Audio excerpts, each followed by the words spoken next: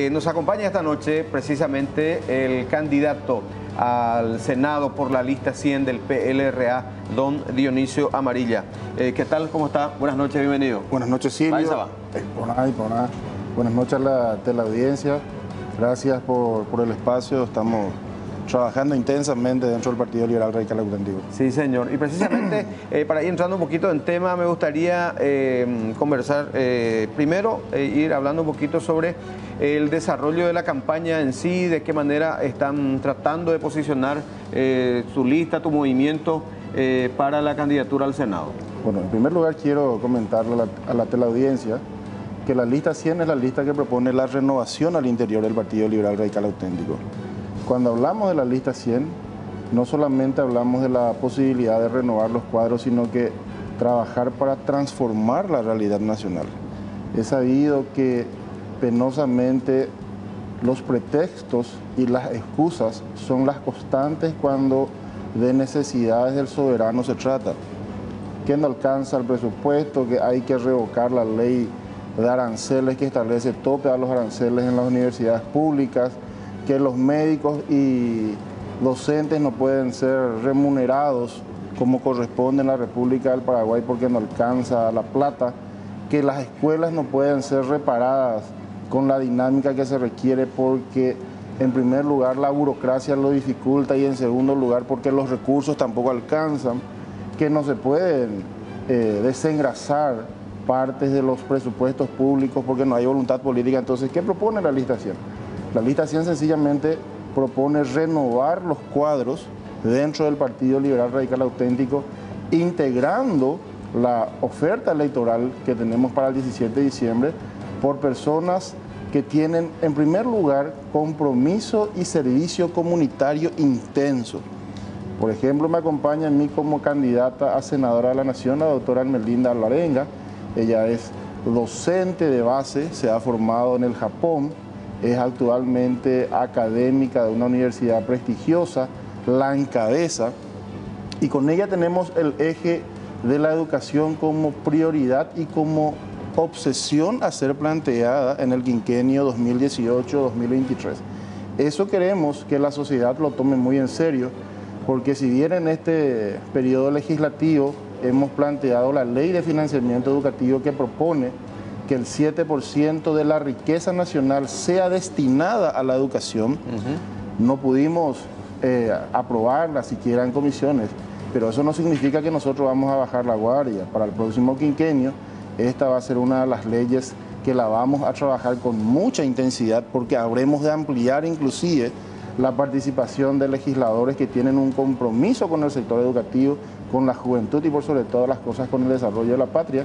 En este primer periodo entramos solamente con Edgar, pero hoy hemos ampliado el equipo de trabajo, estamos 8 diputados, creemos de que podemos ampliar eso a cerca de 20 a 22 diputados en toda la República que salgan de las filas de la lista 100 y nuestra intención es posicionar cuanto menos 6 senadores en la Cámara Alta. Entonces podemos instalar un equipo de trabajo, por eso hemos denominado a nuestro proyecto Equipo País, y que ese equipo de trabajo a su vez, de manera sincronizada, armónica y en contacto directo con el Poder Ejecutivo, que estará encabezando el doctor Efraín Alegra a partir del 15 de agosto, bajaremos la línea para que esa ley se apruebe y a partir de ahí el Ministerio de Hacienda entienda que destinar presupuesto a la educación de ninguna manera significa gasto, sino que por sobre todas las cosas, inversión mirando al futuro.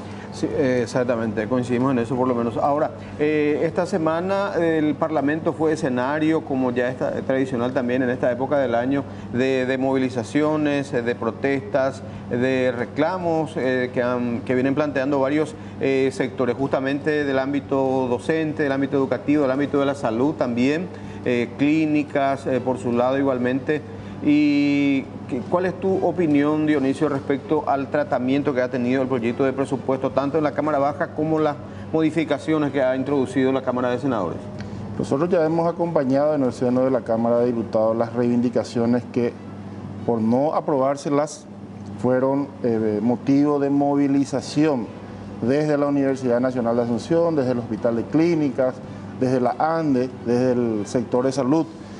Y en ese sentido creemos que penosamente el infortunio se ha apoderado del Ministerio de Hacienda.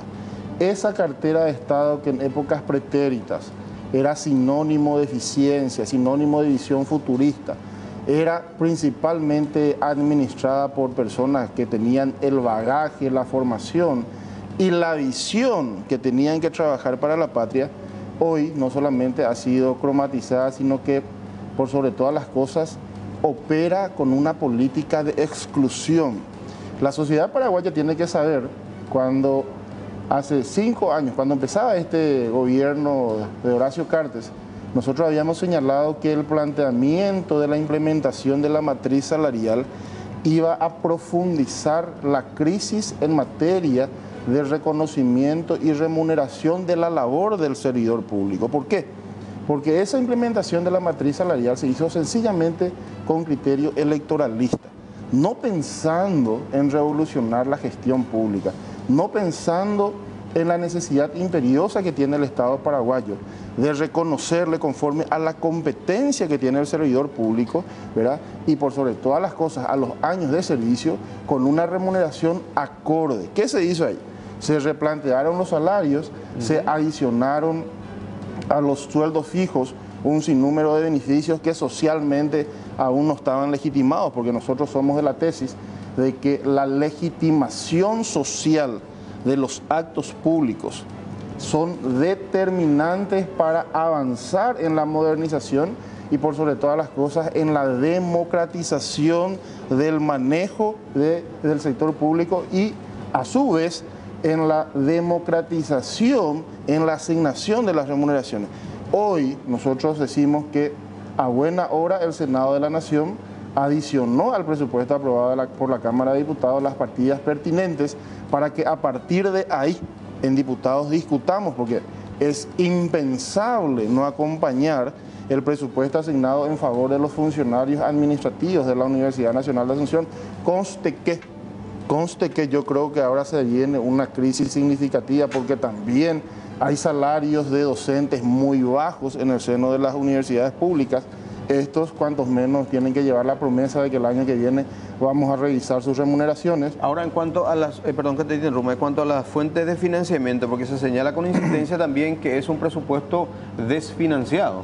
¿Saben por qué es desfinanciado? Porque el Ministerio de Hacienda a hoy sigue programando tan solo recaudar 48 millones de dólares en impuestos provenientes del IRAGRO. Cuando aprobamos la ley que implementaba el IRAGRO, a propuesta del Poder Ejecutivo y a su vez capitaneado por el Ministerio de Hacienda, hablábamos de que ese impuesto iba a producir 300 millones de dólares.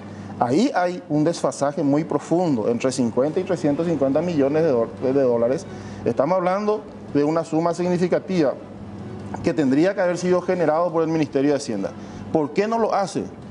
No sabemos. ¿Por qué no dan explicaciones? Tampoco lo sabemos.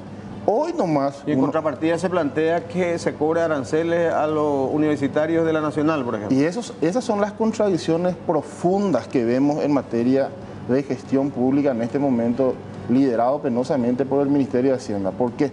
Porque tampoco el Ministerio de Hacienda sale siquiera a murmurar una alternativa de cómo corregirá la evasión impositiva grotesca que tenemos en la República.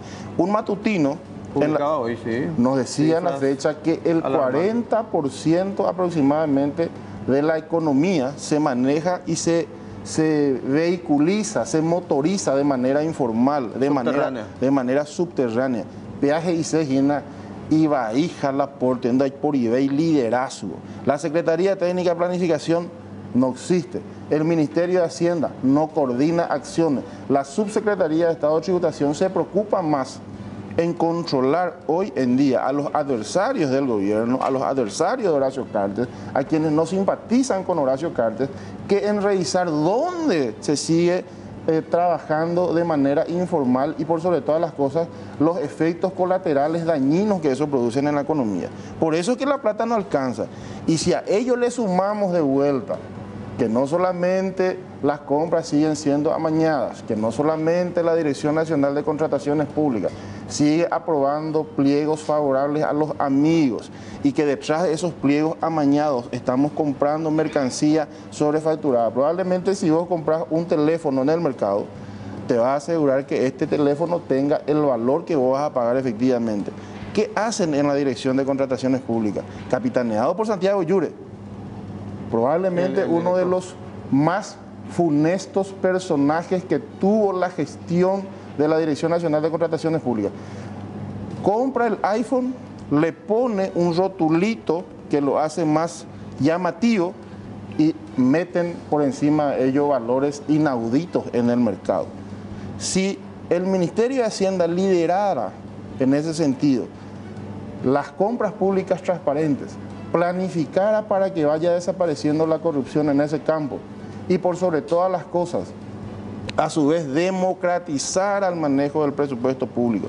Eso significa hacer audiencias públicas en las gobernaciones, que los ministros también acostumbren a rendir cuentas cuanto menos en conferencias de prensa, poniendo a consideración de la sociedad los pliegos de antemano y no solamente conforme a los plazos que establecen las leyes de contrataciones públicas, haciéndole participar a la propia Universidad Nacional de Asunción para que no tengamos el bochorno que sucedió con la construcción del viaducto, del famoso viaducto Rodrigo Quintana, ¿verdad? En donde del grosor de 1 metro de espesor, eso se reduce unilateralmente, acuerdo mediante entre el ministro y el contratista, a 30 centímetros, y algunos dicen de que a corto plazo eso pondrá en riesgo la vida de los transeúntes y de los que cruzan sobre el viaducto. Pero entonces, esto no solamente se ha enseñoreado, sino que hoy ya no es el 10% lo que están picando los gerentes de Horacio Cartes. Se habla de que cuatro aceites y el presupuesto público. Va, ese pecho putita la plata, Silvio. El tema de la campaña, ¿cómo estás encarando? Nosotros le hemos imprimido una dinámica que creo corresponde destacar esta noche, agradeciéndole a nuestra dirigencia de base. En toda la República los cuadros están estructurados sobre la base de la convicción. Le decimos de manera clara a nuestra gente, si quieren la transformación hay que apostar a la renovación. No se dejen engañar. Ese que viene a proponer el cambio, PGI ahí cambiar tajúa negro, monotía blanco, ese no quiere cambiar nada. El que verdaderamente quiere transformar, el que verdaderamente quiere generar la alternancia al interior del Partido Liberal Radical Auténtico, ¿verdad? Está trabajando hoy al interior de la lista 100, ¿verdad? Y a los cuadros le decimos de manera clara, no existe paraíso sin sacrificio. Si queremos llegar al poder, si queremos convertirnos en la columna vertebral que administra conjuntamente con el doctor Efraín Alegre el poder en el próximo quinquenio, demostremos ahora que no solamente estamos preparados para ganar elecciones, sino que a su vez lo ganamos de manera decente, lo ganamos de manera transparente, caminando al lado de la gente, escuchándolos y por sobre todas las cosas destacando la parte virtuosa de los candidatos. Ahora, tenemos en el PLRA 1.351.000 afiliados. ¿Qué porcentual de participación ustedes estiman en las próximas internas? Históricamente las internas partidarias movilizan cerca del 40% de los afiliados.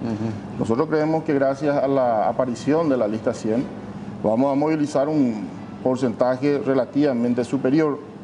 Ahí ciframos nuestras esperanzas de que la suerte nos será favorable. Queremos ganar de manera amplia y contundente las próximas internas partidarias. Nuestros cuadros están movilizados, cerca de 12.000 a 15.000 referentes nuestros. Todos los días están llegando a la casa de los paraguayos, llevando nuestras propuestas y por sobre todas las cosas construyendo la victoria de la esperanza en el Paraguay. Urge que en el Paraguay el bien sea gobierno y que el Paraguay sea de todos. Urge que el camino de la victoria se transite, ¿verdad? Por sobre todas las cosas por personas decentes, reitero, por personas comprometidas con su comunidad, con testimonio de vida que puedan avalar su condición de político serio. Y en ese sentido no existen dudas que dentro de la lista 100 no existen candidatos con prontuarios que puedan significar descreimiento de vuelta hacia el Partido Liberal Radical Auténtico.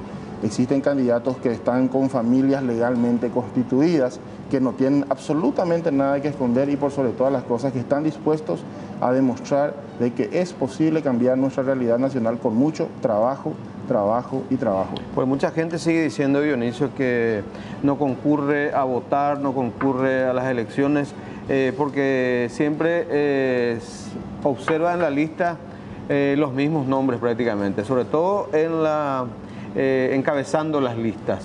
Ese es todo un tema, quién encabeza las listas en los distintos movimientos partidarios. Es ahí donde el liberal hoy puede sentirse representado. La lista siempre plantea una renovación absoluta de cuadros. Y por sobre todas las cosas, esa renovación tiene mucho compromiso con la patria. Ese compromiso que lo hemos demostrado con Edgar Acosta. Ustedes lo conocen, a nuestro precandidato a diputado número 1 por el Departamento Central. Es una persona que ha planteado no solamente transparentar la nómina de servidores públicos, sino que además de ello se ha preocupado en acompañar la gestión legislativa en el terreno pragmático, yendo a visitar a los intendentes, indicándoles que una gestión transparente le puede ahorrar un sinnúmero de problemas para el futuro. Porque muchas veces desde los cuadros, desde la cúpula, se estimulan los actos de corrupción. Ya está el proveedor que le financió al candidato la campaña, ya está el proveedor que le hizo el aguante al candidato. Nosotros en ese sentido llegamos 50. No tenemos deuda, ni con el AMPA, ni con la mafia, ni con los que lucran con el sector público. Nuestra deuda es con el pueblo liberal, y después vamos a extender esa deuda con el pueblo paraguayo, porque nos interesa, reitero, que el presupuesto para salud, que el presupuesto para educación, que el presupuesto para la tercera edad sea incrementado, no de manera gradual. Lo tenemos que hacer conforme a la necesidad de la gente. Si vamos a irnos a hacerlo como nos proponen los burócratas de hace rato, entonces vamos a tener que aguantar mucho tiempo penosamente de calvario para nuestra sociedad, y nosotros queremos generar en ese sentido un punto de inflexión lo antes posible.